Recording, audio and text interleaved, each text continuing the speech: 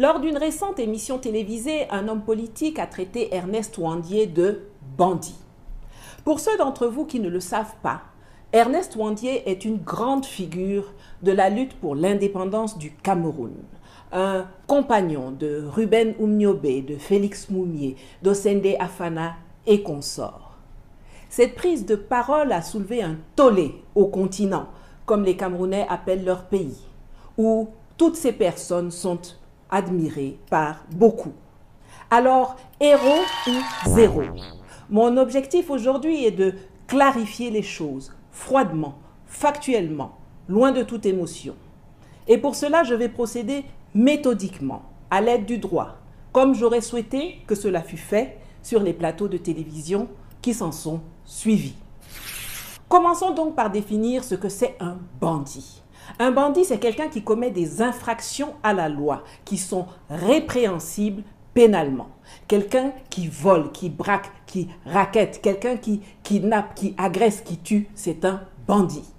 Donc ceux qui accusent Ouandié d'avoir été bandit doivent pouvoir dire et prouver très précisément que tel jour, Ouandié a tué telle personne, a séquestré telle autre, a extorqué telle chose ou a donné l'ordre d'agresser un tel. Et je souligne bien que c'est de Ouandié dont il s'agit, pas de l'UPC, l'Union des populations du Cameroun, dont il est militant, ni de l'ALNK, l'Armée de libération nationale du Cameroun, la branche armée de l'UPC dont il était le chef. Je souligne ça parce qu'en droit, et c'est mon deuxième point, la responsabilité pénale est personnelle. Elle est liée à un individu, elle n'est pas collective. Je vous donne deux exemples pour bien illustrer cela.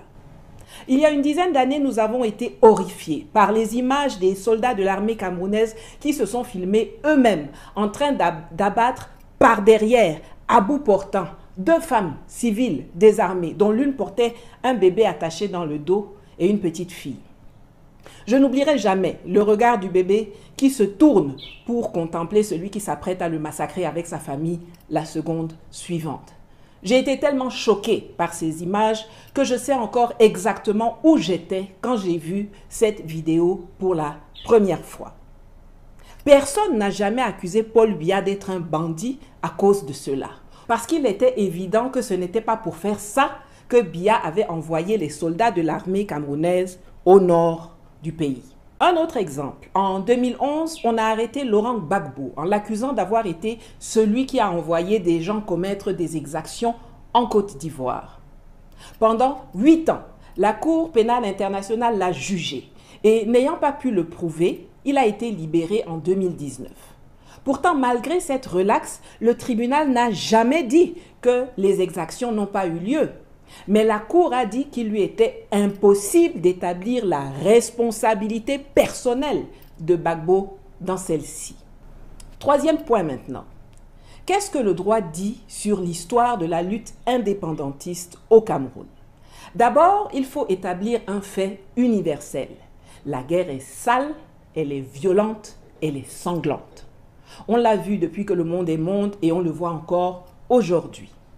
Les horreurs que l'armée française a infligées aux Camerounais pour les soumettre et tenter de les empêcher de s'émanciper sont d'une cruauté qui a toute sa place dans le livre Guinness des records de la monstruosité. Les camps de concentration selon le modèle allemand, le bombardement au napalm de populations civiles comme en Indochine, les exécutions sommaires, la torture des résistants. Mais l'UPC n'est pas resté bras ballants à subir toutes ces abominations. Comme l'ANC en Afrique du Sud, l'Union des populations du Cameroun, en plus de l'action diplomatique qu'elle menait au plan international, s'est à un moment donné caractérisée par la résistance armée aux colons et à leurs laquais locaux, toujours eux. L'UPC reconnaît donc avoir attaqué des gares, des commissariats et même éliminé des traîtres et des collabos de l'occupant. Mais toutes ces actions ont été prises en charge par la loi de réhabilitation signée en 1991 par Paul Biya. Que dit-elle? Lisons ensemble. Article 1er. La présente loi porte réhabilitation de grandes figures de l'histoire du Cameroun aujourd'hui disparues qui ont œuvré pour la naissance du sentiment national, l'indépendance ou la construction du pays, le rayonnement de son histoire ou de sa culture. En application des dispositions de l'alinéa ci-dessus, sont réhabilités messieurs Amadou Ahidjo, Nyobe Ruben, Moumié Félix et Wandié Ernest. Article 2. La réhabilitation visée à l'article 1er ci-dessus a pour effet de dissiper tout préjugé négatif qui entourait toute référence à ces personnes, notamment en ce qui concerne leur nom, biographie, effigie, portrait, la dénomination des rues, monuments ou édifices publics. Fin de citation. La loi s'affiche, vous pouvez appuyer sur pause pour la lire. La raison pour laquelle ce sont ces 3 personnes qui ont été spécifiquement choisies est qu'elles sont les 3 figures de proue de la lutte anticoloniale au Cameroun. Le greffier Ruben Nyobe était l'un des fondateurs de l'UPC et son secrétaire général emblématique de 1948 au 13 septembre 1958, quand il est sauvagement assassiné par l'armée française qui l'a mitraillé dans le dos avant de traîner son cadavre défiguré dans la boue pour l'exposer à Boumniebel avant de le couler dans du béton. Boumniebel faisait régner la terreur.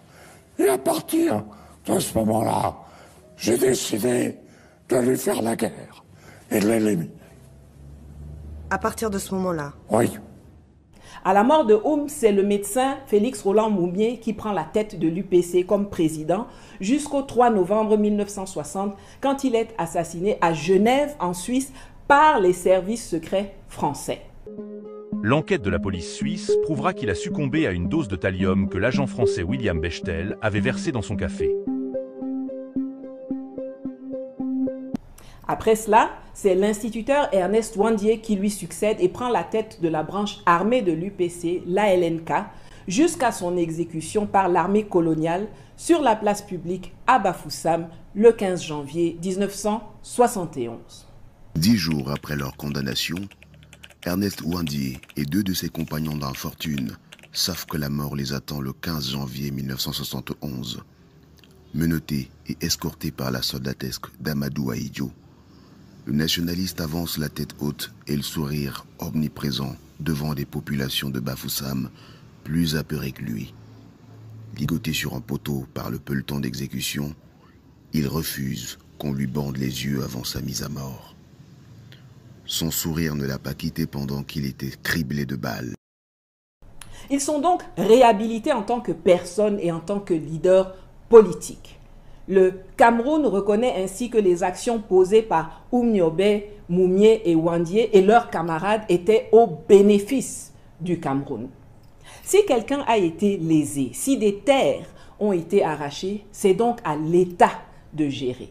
D'autant plus que ce ne sont pas des gens qui sont traqués 24 heures sur 24 par la police, l'armée, le colon, l'État, et qui sont contraints de prendre le maquis, d'entrer en brousse, de changer de localité tous les 2 ou 3 jours, qui auraient pu être capables d'arracher la terre des gens et de s'y installer en grand maître au grand jour. Un peu de sérieux quand même. Pour finir, je vais aborder la question de l'héroïsme qui reste subjective, car la loi ne s'est pas exprimée là-dessus. Elle reconnaît le rôle qu'ils ont joué pour le bien et la grandeur du Cameroun, mais elle ne les a pas qualifiés de héros. Chacun est donc libre d'apprécier selon son ressenti, son histoire personnelle, sa compréhension des événements.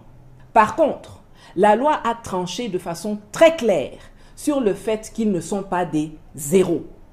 Ceux qui déclarent donc que Ernest Wandié est un bandit et qui sont incapables de le démontrer factuellement et rigoureusement tombent sous le coup de la loi, puisque le qualifier ainsi relève de l'atteinte à la mémoire, de l'injure publique. Pour moi, les faits historiques sont là et ils sont têtus. Ruben Nyobe, Félix Roland Moumié, Ernest Wandié et leurs camarades comme Osende Afana ou mon tonton Simon Bila, adolescent à l'époque que je salue ici, sont des héros. Mais on ne fera pas de palabres si vous n'êtes pas d'accord avec ça. Par contre, une chose est certaine. Hier comme aujourd'hui, nos luttes n'ont pas besoin d'angélisme et de saints. Nos luttes ont besoin d'hommes et de femmes courageux, patriotes et déterminés à faire ce qu'il faut, par tous les moyens nécessaires, pour arracher notre liberté, bouter le colon et ses sbires locaux loin des centres de décision de nos États et reprendre la main sur notre souveraineté et notre autodétermination qui nous conduiront vers le progrès durable et une vie meilleure pour nous et surtout pour les générations à venir. Comme nos devanciers, les UPCistes d'hier, comme Amilcar Cabral, Ahmed Sékou Touré, Ahmed Ben Bella, Jean-Jacques Dessalines, Anna Zinga, Dedan Kimati, les Agodjier, Winnie Mandela, Thomas Sankara, Jerry Rawlings, comme mes frères de combat aujourd'hui, Kémy Séba, Assimi Goïta, Abdraman Tiani, Ibrahim Traoré, Joshua Maponga, Julius Malema, Safia Enjoy Life, Franklin Yamsi, Egunchi Béanzin et tant d'autres. L'Afrique libre ou la mort, nous vaincrons. À Mantla.